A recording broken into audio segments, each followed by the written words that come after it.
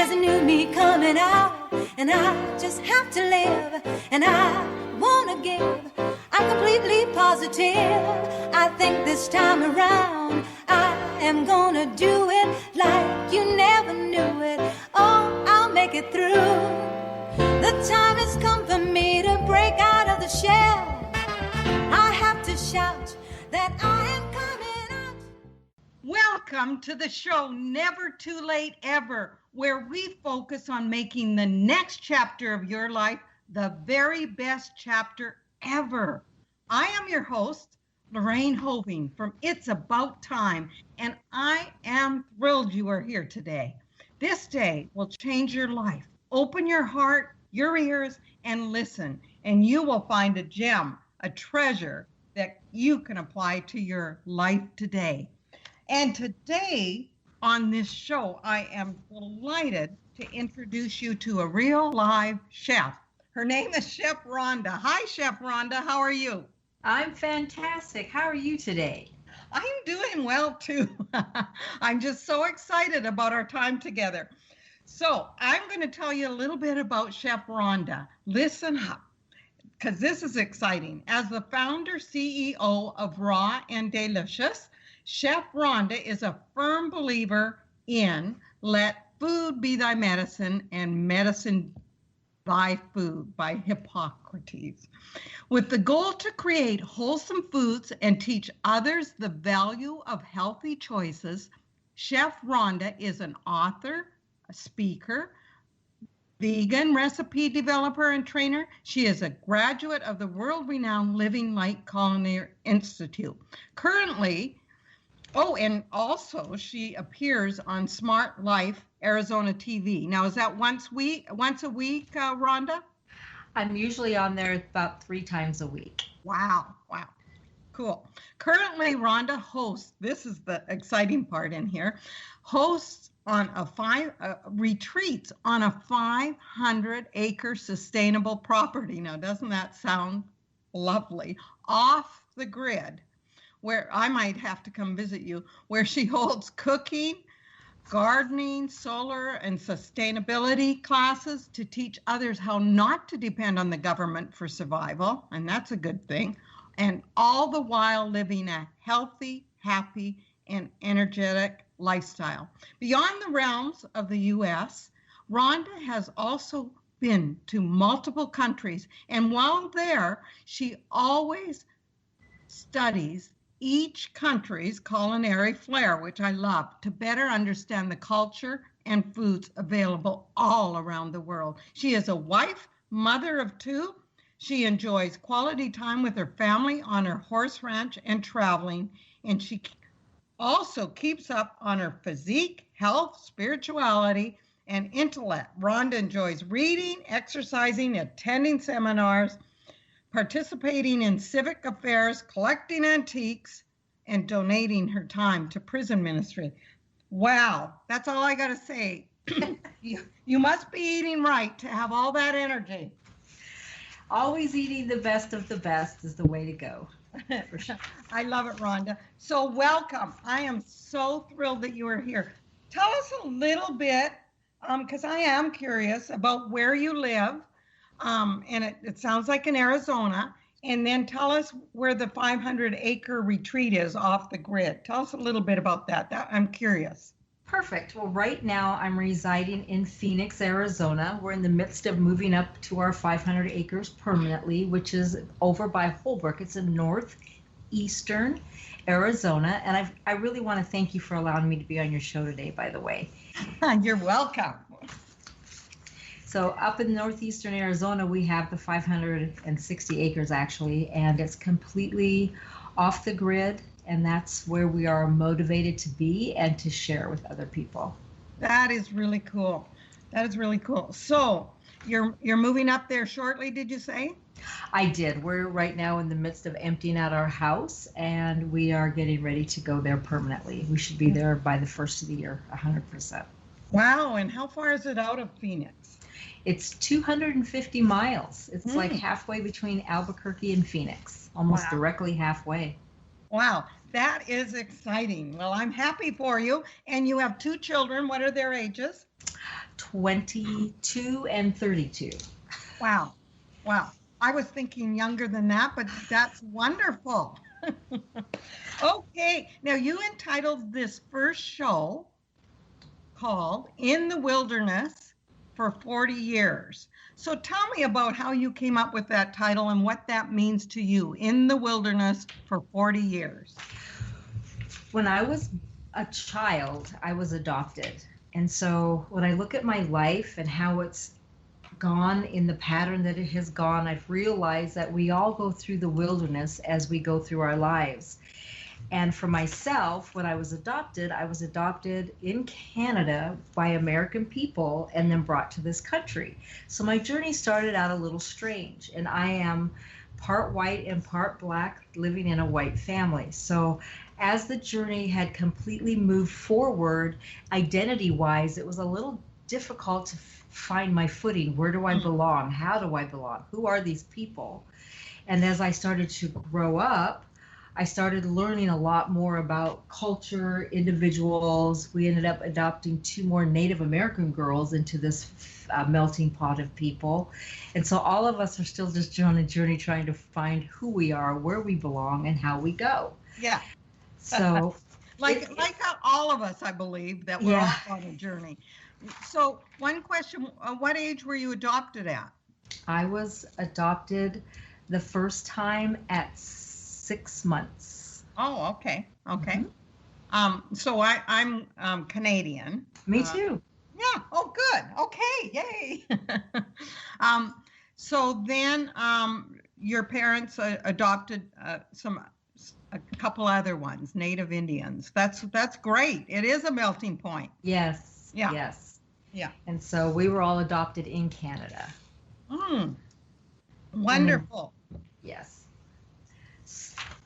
So continue on with the wilderness of 40 years. Is that finding yourself in the 40 years? It is. When I look at my life, it is so diverse that the woman that adopted me had then left the family, and we were raised by nannies from different cultures, from different countries that kind of came in and did their journey as well with our lives. And then my father that adopted me, and it ended up marrying an individual that had a little bit of mental issues. And so she was really very different. She had different types of personalities and did different things that were very bizarre to us as children. And so we never really knew where to go and how to go with it. So as I was growing up, I did have an interest in learning in the kitchen. So by the time I was 8 years old, my next mom decided that I was going to be the chef for the family of 10 people. At that time it was 8, and then it turned to 10. Wow. And I started cooking for all these people. Then I didn't know what I was doing. So it became when you were 10? When I was 10? 8. 8? Wow. Yes. And so it turned out to be more of a demise than it was a gift. But as God is so merciful, he'll take a mishap and change it around into something fabulous. Yes. And so as I learned how to do the School of Hard Knocks in the kitchen, because I didn't know what I was doing, I learned a lot. Now, I grew up on a farm, and so therefore we lived outside the city limits. My father was a large animal veterinarian, and so therefore he would go out and do his duties with horses, cattle, hogs, whatever, and then ended up working and running, helping people run and grow what you would call superb food for your table. He did hybrids and did some really amazing things, was an individual that had created nuts, grains, and seed concoctions that made animals hybrid do very well. And that's how he would help produce the animals without giving them all antibiotics and arsenic and all the other weird things that are given today. Amazing. So you got to watch all that. I got to witness all of that. Yeah. So as time had changed, I grew up, things had changed. What seemed to be a demise for cooking for all those people was actually a good training for what God had planned for me in my life as I grew up. So at the age of 15, in my years of 40 years, I moved on out of my home, graduated with my class. You can do anything you want to do if you put your mind to it. And that I was graduated At 15. 15. Wow. Mhm. Oh, good for you, And Rhonda. I worked for school. I got grades, I got points for work. I did everything through the way it was set up through the high school, which was really nice. So that was another journey of growing up. So I grew up pretty fast and I had to learn how to survive.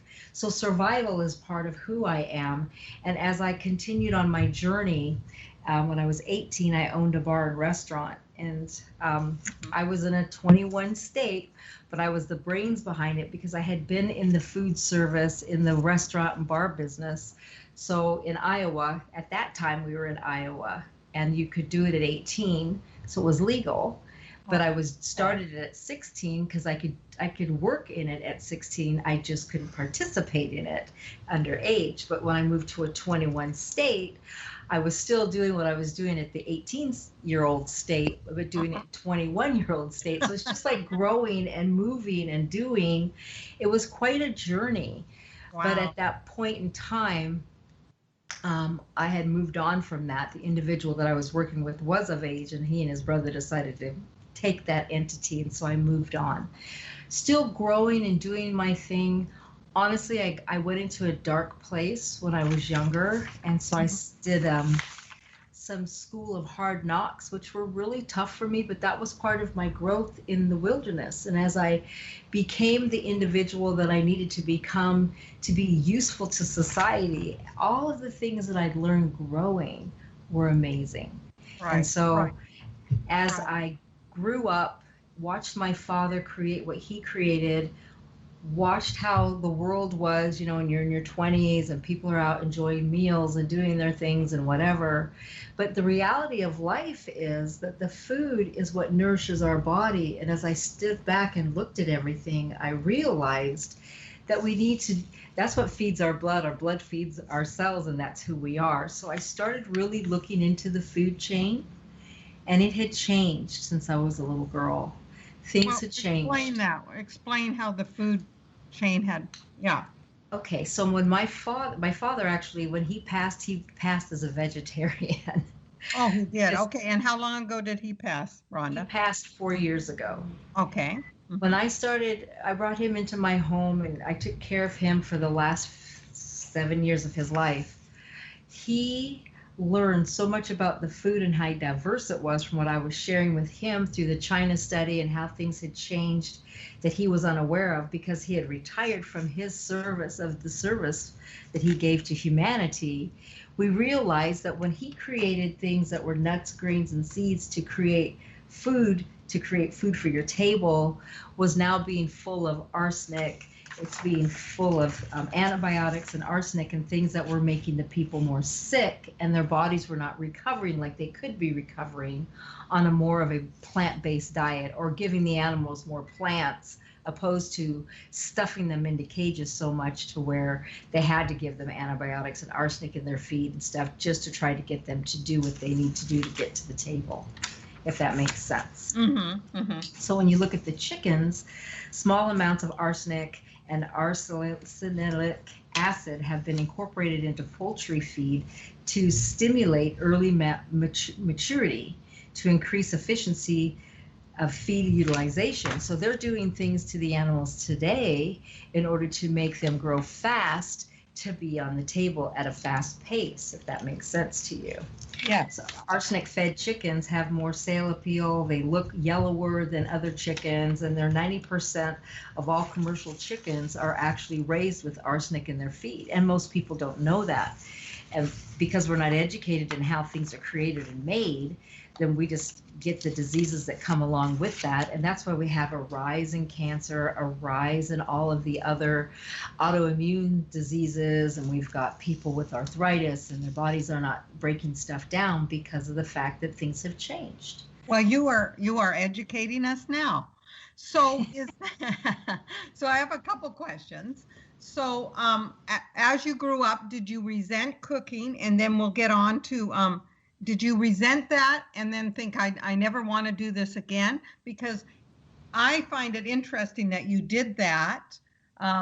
You were not made to do it, but you were asked to do that and feed the family. Sometimes we resent that and then that would be something that you'd never want to go back to.